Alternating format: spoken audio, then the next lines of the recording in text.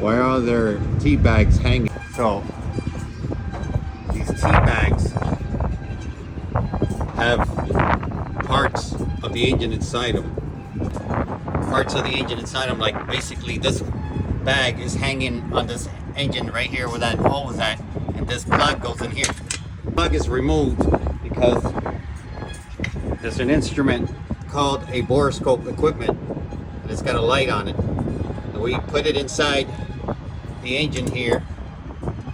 We can check the internal parts of the engine. See? By this inspection. See?